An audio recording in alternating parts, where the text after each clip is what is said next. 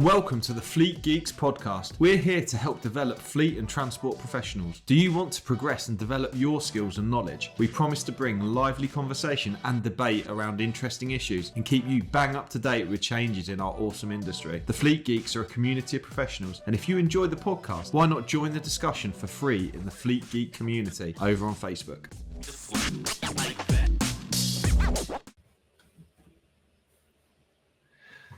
Hello and welcome to today's episode of the Fleet Geeks podcast. This is podcast 2 with my mate Baggers, who is six key learning areas from year 1. So I said 6, I meant to say he's year 1 in business. Been a year running Compass Transport Solutions, he's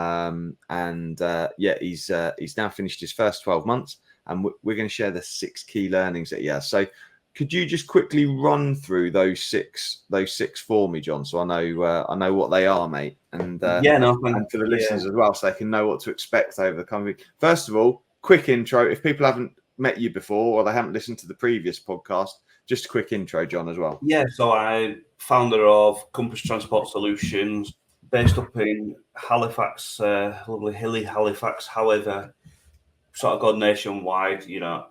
Work in the last 12 months has took me as from sort of Dundee up in Scotland down as far as central London. Go pretty much anywhere and everywhere. But Compass Transport Solutions is what I founded and where we are 12 months later. Fantastic, mate. So what are your 6 things that you've learned, mate? So give us a quick run through. Give us a quick run through, and then we'll explore them. Yeah. So the first one is collaboration. So okay. Don't go any more into it, mate. What's the second one? Planning. Nice. Third? Learning. Love it. Fourth? Networking. Okay, cool. Fifth? Not being afraid to admit that you're not the best at something. Ooh. Okay, admitting shortfalls. Like it. I've just reworded that for you, but let's carry on. 6. And then supporting, getting support, how to get support, where to get support. Okay, cool. Excellent, mate. So those sound like 6 great learnings. Okay, and obviously you've left them like with a little bit of enigma around them. There's a bit of mysteriousness. So cool. I love it, mate. I love it. Right. So first of all, then, collaboration, mate. Talk to me about collaboration and why that's been important in your first year of running your business. So the first thing a lot of people say to me when we first start speaking, start exploring opportunities, are who are your biggest competitors? And then they always look at me surprised when I say I don't have any, because I don't compete with anybody. Everybody does their own stuff for their own different reasons. I look to work with people. I'll work with absolutely anybody, as opposed to competing with them on price and driving price down. I'd sooner work with you, and we all, there's thousands and thousands of commercial vehicles out there. There's enough for us all. If you're driving the price down, you get dragged into a race to the bottom. So for me, I work with different companies. It also makes my life a little bit easier because I don't have to take care of the admin stuff. Yeah. I don't have to think, have I done this? Have I done this in preparation for this customer? Or have I booked this correctly? Because there'll be teams of people that do that. And then I work with them and do a lot of subcontracting work as well, which helps massively, but also grows my business organically instead of me thinking I need to push. Sure, got you. So there's a bit of a multifaceted thing there with the collaboration by the sounds of it. Part of it is collaborating as a subcontractor. So being willing to subcontract, because ultimately that's where, if you go direct to a customer when you're consulting and training, you can charge the rate you want to charge, so a retail rate. But if you're subcontracting, someone else has sold that work, but you're subbing in to help them flex their capacity, their capability, and by being able to flex your capability, you're then able to go into them, and it keeps you busier whilst you're growing your business, right? So it keeps the cash flow coming in, right? And that comes through collaboration and working with others. And I think you absolutely hit the nail on the head, because to be able to do that, there has to be trust, doesn't there? Yes. Certainly from someone who uses you as a subcontractor, there's got to be that trust there, isn't there, around that it's a collaborative relationship. Absolutely, and sort of it all goes on trust, really. So I've done driver CPC courses for Flagship, and had customers ringing me where they've got my number and asking me to go back, and that's all well and good, but you need to book it through Flagship because you're their customer. There's no point in jumping up and saying, "Oh, I can earn a little bit more money doing this," because you're not going to earn that for very long, are you? No, exactly. And that's the challenge, isn't it? Because the reputational thing becomes a challenge. I've had, from experience, I've had subcontractors that have caused issues in the past for me, and it's just not good for anyone, right? It's just not good for anyone. It doesn't work well when there's not that trust. Excellent, mate. Okay, cool. So the next one was around planning. Tell me a bit more about planning and why that's important.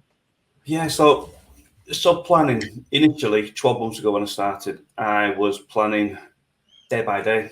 You start to think, right, what we're doing tomorrow, what we're doing, and then it slowly evolved into weeks.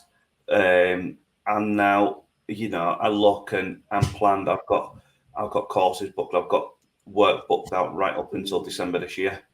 So then you start planning quarterly and 6 months, but it gives you visibility. It also gives you a little bit of breathing space. Instead of saying yes to loads of people and then realizing that you've got to ring people and let people down and all the rest of it. So yeah, planning. You need to plan to know what areas of the business that you're going to target as you move forward. Sure. I think you're right. And one of the things that planning does, certainly for me, is it gives me some confidence that we've got a pipeline of stuff that's coming, and that we know where we're going to be, right? So one of the KPIs that we have in the Flagship business is around the future and how utilised the course is, for example, if we've got enough people booked on it and those kinds of things. And then we also look at utilisation of the consultants as well, so making sure that they're booked out longer term and those kinds of things. So planning's a vital part of consultant and training, isn't it? And I think if you fail to plan and prepare effectively, then you got to prepare to fail, right? Exactly. No, that's really good. And then one of the things that I also think is important with planning is that what we do with a lot of our clients with consulting work is that we will give them a roadmap for the next 12 months. So we'll do like a 12-month consultancy agreement, and we'll just let them know that, this is the gap analysis we've done, and over the next 12 months, this is the work we're going to do.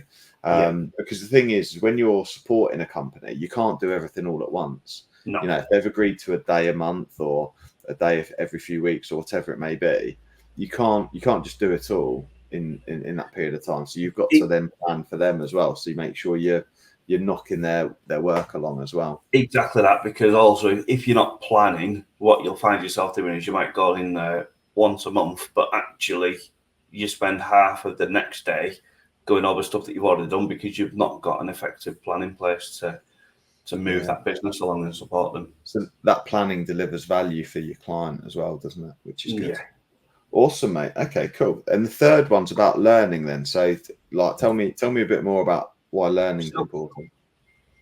I suppose for me, learning has advanced the business so much, from doing my trainer through to the AET, to different courses, qualifications, getting stuff like my passenger transport CPC. It opens more doors. But also, you start to pick up different techniques as well. So when you are training, or different experiences just from being in a classroom yourself, and looking at it from a bit of a different angle. But keeping up to date with your CPD as well, keeping your CPD logs, because you never know, you might get asked for them, especially if you're an external transport manager. You might just get asked for a CPD log at any time by the traffic commissioner or relevant authorities. So it's also keeping up to date with that as well, and demonstrating that you are up to date with the industry. Hello, it's Shani from Flagship Partners. We are really proud to sponsor the Fleet Geeks podcast. If you need expert advice or training for your fleet business, make Flagship Partners your first choice. We are really excited to announce the launch of our Transport Manager Academy. With expert development for fleet leaders, we offer fully accredited initial Transport Manager CPC training, CPC refresher, and operator license awareness training, as well as mentoring, support, and professional development beyond the qualification. Our vision is to develop elite fleet professionals. Cool. Awesome, mate. So tell me a bit about where you go to learn, mate. So for me, I listen to a lot of podcasts, a lot of webinars. I try and go to a lot of events, as well as general keeping up to date with legislative changes, updates, blogs, all of that really. And then one of the biggest places to learn is peer-to-peer support groups as well. You learn from other people, you learn from other experiences, because let's be honest, you're not going to do it all, are you? So actually, if it's a shared experience, it's just as good as doing it yourself. Yeah, fantastic, mate. Okay, cool. So any events that you recommend, John? Yeah, so last year I went to the SILT Road Safety Forum, Transport Logistics Safety Forum, I think it was, to just check if I got that right. But yeah, I went to there. That was a really good event. Obviously, Flagship have the quarterly safety briefings. Been to quite a few of them. Anything really, anywhere where you can get to. Road Transport Expo, but we'll touch on the benefits of that as well. Last week I went to a Bridge Strikes event held by Waitmans up at Manchester. And learned a lot. With it. I was disappointed I couldn't make that. Yeah, really good. Learned an awful lot more on bridge strikes and how we can prevent them, and the effect and why we should be preventing them as well. Brilliant. So yeah, just I suppose getting yourself out there really. Yeah, really important, mate. And my final question is: do you have a peer-to-peer group you recommend? Yeah, certainly do. Yeah, so I I think the listeners are rolling their eyes here, John. Oh yeah, they knew that was coming. But I did get asked actually earlier on this year to chair the peer-to-peer Fleet Geeks group. So I support with sort of running that as well now, which is really good. And again, encourage anybody to just come along and try it. Just try it once. You know, the value and the benefit. I wouldn't be 12 months into the business without that. Yeah, awesome. I was going to say, I think people listening to this series of podcasts are going to think about how easy it all sounds, right? It all sounds so easy. But I think part of that is the learning, innit? It's the learning you get, and the peer-to-peer group's a big part of that, for sure, from the experience point of view. So we do recommend a peer-to-peer group. It's called the Fleet Geeks peer-to-peer group. The link is in the show notes. John helps support it by chairing the monthly meeting, and it's free. It's free for the first meeting, so you can come along and give it a whirl for free. And you know what? If you're still unsure, I might even throw in a second one, just in case, if you're pretty sure that you're going to join. But yeah, certainly the first one's free, and I think it's really good investment, really good investment in people's time, isn't it? Once a month on a last Wednesday. Wednesday, yeah, 3 hours. But it's 3 hours towards your CPD as well. Absolutely, yeah, and it's really valuable, isn't it? Because we do education slots, so people get everyone there will get education slots. So half the meeting's education, isn't it? And then the second half is issue sharing and talking through people's challenges and issues and overcoming them and collaborating on them, which is one of your other learnings, which is interesting, isn't it? Yeah. So awesome. And then moving on to your fourth one, obviously, which this links to as well, is networking. So tell us a bit more. Tell us a bit more why networking's up there as number 4 for you. Networking, you don't get anywhere without networking. You need to be shaking people's hands. You need to be going to events, especially as a new developing business. Networking breakfasts, anything really. Online networking sessions, because ultimately that's how you're going to build contacts. But not just building contacts, but building trusted contacts as well. People that that you can work with, and so on. But also getting your own business out there as well. So I've just started as well finding local networking events outside of transport. So finding events that, great, we could go to Road Transport Expo once a year or Commercial Vehicle Show once a year, but it's the same market, I suppose. And now I'm starting to look at actually companies with just van drivers are starting to realise that they could do with some training for the van drivers or some compliance for their own fleet as well. It doesn't have to just be an operator licensed fleet that needs compliance. And by going to these networking events, finding local ones, that's where I'm opening them doors as well, and Brilliant. just broadening my path with that. Brilliant, mate. So I think you're absolutely right. So I'm a big advocate for networking. Obviously, we do know a networking group that we can recommend, do we? Yeah. So again, last Wednesday of every month, 10 o'clock in the morning this time, not 6 o'clock at night, we do a Fleet Geeks free networking. And all transport professionals are welcome. You don't have to be a transport manager. You could have any role in the fleet sector. Exactly. It's not just transport managers. This is just an industry. This is an industry free networking event every month that we put on. And we get people from tachograph analysis companies right the way through to occasionally drivers drop in as well, which is really good. Yeah, fantastic, mate. And yeah, like you say, I think there's real value in local networking. I speak to an IFA, and he says that if you actually put a pin in the map and you draw a radius of around 10 miles around you, obviously, unless you live in the sticks, right? If you live in somewhere or based somewhere industrial and you put a 10-mile radius, there's enough business in that 10-mile radius to make anyone successful. Yeah. And I think that's really sage advice, because I think we end up traveling all around the country unnecessarily when potentially there's work on your doorstep.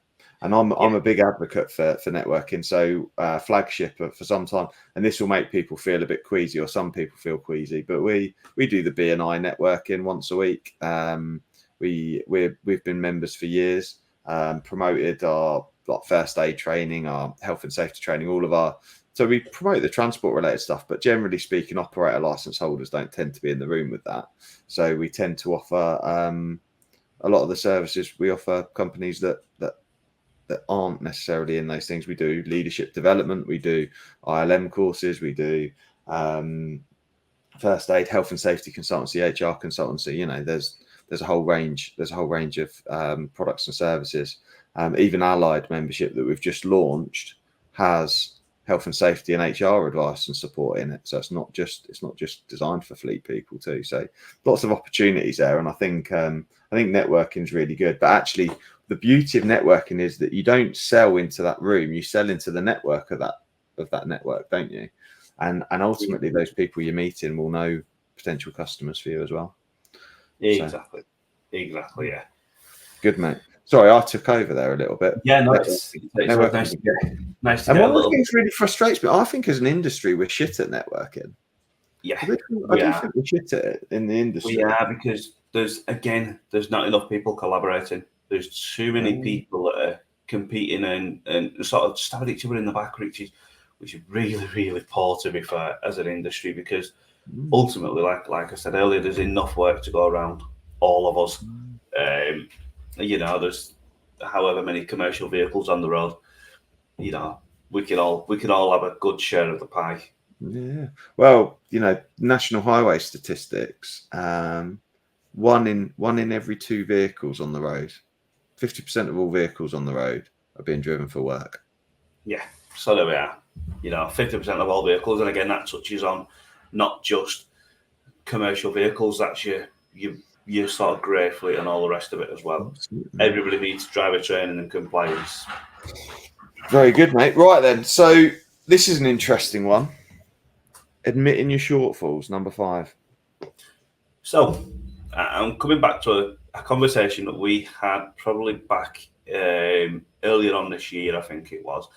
And I was sitting there and I was spending a good chunk of time each week building a website. I'm not a website builder. And what Pete said to me was, "Are you going to start selling that as a service?" Which I said no. He went, "So why are you wasting your time?" And it made me think, actually, pay people to do the stuff that you're not that good at. You don't need to be good at absolutely everything to grow the business. Start to look at your strengths, your weaknesses, identify your strengths and weaknesses, and build on them. The weaknesses, if they're integral to your business, then start building on the weaknesses. But actually, don't be afraid to get some external support and helping in the web, such as building a website or paying somebody to develop and build a website that is going to add value to the business and not take your time away from the business. Mm-hmm. I think that's really sage advice, John. That person that had that conversation with you must have been super intelligent, mate. Yeah, really successful business person. Yeah, really successful. Yeah. Mate, I think that's probably one of the biggest bits of advice I could give anyone who's setting up in business is if you need to work out based on where you want your business to be. You kind of need to work out what your hourly rate is worth, right? And if you can pay someone, and you then work out how long a task is going to take you to do, and how good a quality the result's going to be. Now, if you can pay someone less than your retail hourly rate to do that work for you, and they're better at it and going to do it faster and more successfully and have a better outcome, it's a no-brainer. Exactly. You're better off going and finding more of your business to help you pay for that work. And that then roots back to my recommendation around making sure you charge a proper retail rate for stuff, because actually there's lots of things you need when you're in business. And actually, a website costs money. We've just spent over 10 grand on a website now because it needs to do the things it needs to do for us, right? It's a complex. We've got a complex website with lots of pages. There's lots of design features. There's lots of things we need to do, right? And that isn't even a big. In reality, when you compare that with some businesses, that's not even a big investment. Some people have, £500,000 websites. They're exactly, and they've not spent weeks building them themselves, have they? Yeah, and I think the thing is, right? What does if I went on WordPress today and created a website for Flagship, what's that going to say about Flagship? Exactly. I think the whole thing is we're particularly when you're in consulting and training as well, right? We're in advocating for use the specialists with the specialist knowledge, use the people that know, right? You kind of got to walk the talk with that, haven't you? Yeah, I think exactly that, and you've got to live what you're teaching, I suppose, live what you're saying. And if I had been struggling along doing my own website, I'm no different to an operator struggling along with their own compliance. Yeah, absolutely, mate. Absolutely. Good.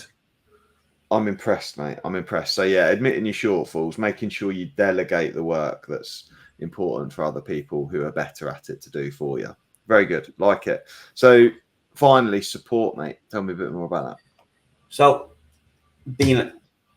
don't be afraid to ask for help, especially if you're just starting out in business, you're just starting out as a consultant. There's a lot to learn, but there's also people out there that have made mistakes. They've made them mistakes previously, and there's not many people out there that will stand there and say, I haven't made any mistakes. And everybody that I've come across is happy to tell me exactly what their mistakes were. So don't be afraid to ask for people's help, advice, get support, touching back on the peer-to-peer group that we do it, the Fleet Geeks peer-to-peer mentoring group. Compass wouldn't be Compass without the help and support of experienced consultants. We spend a couple about an hour or so each month with each other as well. One of the services that you offer is sort of business development support and mentoring, and that's helped. It gives you accountability as well. So if you're asking somebody for help, you're then accountable to show them the results.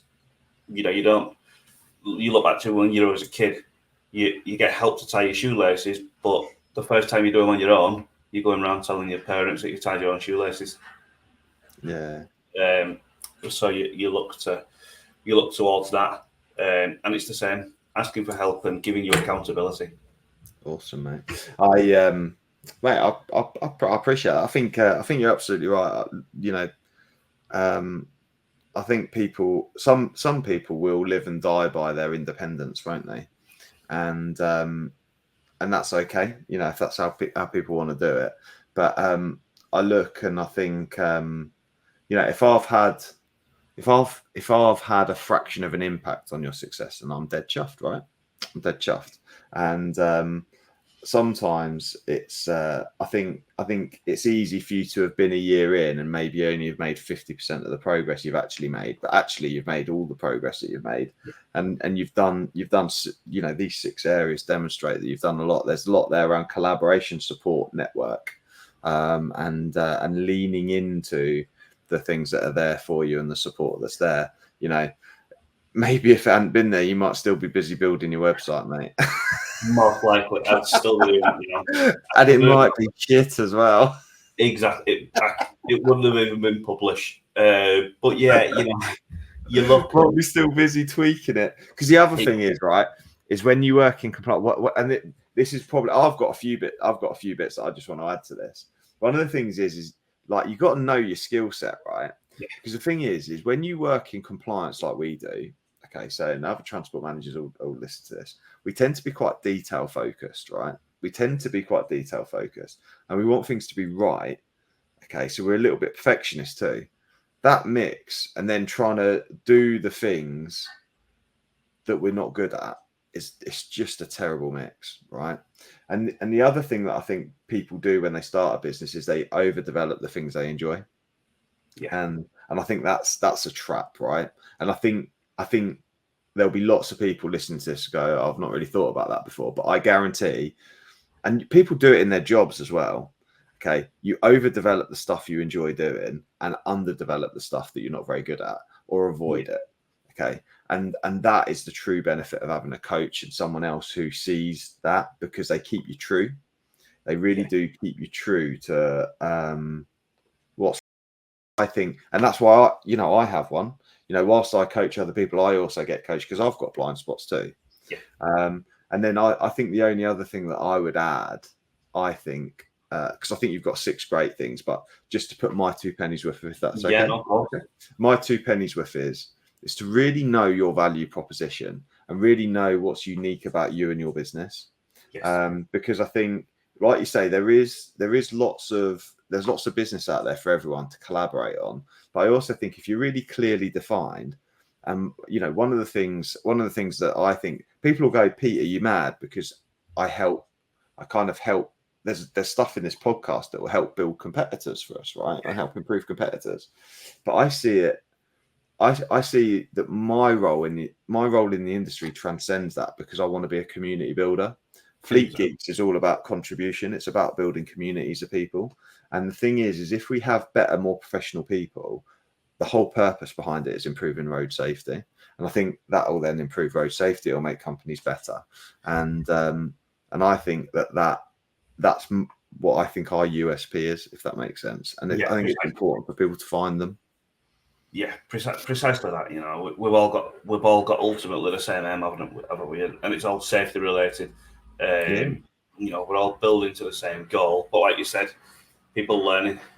If people can take away these learnings, be it competitors, be it people that we work with already, we're all on the right path, aren't we? Absolutely, mate. Absolutely. Mr. Baggers, it's been a pleasure, mate. And I am looking forward to our final podcast. So stay tuned. If you're listening, thanks for listening. Stay tuned, because we're going to hear about Baggers' plans for the next year. This time next year, Baggers, you and I will be. We'll see, mate. Right. See you on the next one, guys. Thanks for listening, and see you in a bit. Cheers, John, for joining me. Catch you in a bit. Cheers. Bye-bye. I hope you enjoyed today's episode. If you did, please share with your friends and colleagues too. Join us for free on Facebook with the Fleet Geeks community for transport and fleet managers. Fleet Geeks offers ongoing professional development, networking and mentoring too. So get in touch with me, Pete Rushmer, on any social media platform to find out more.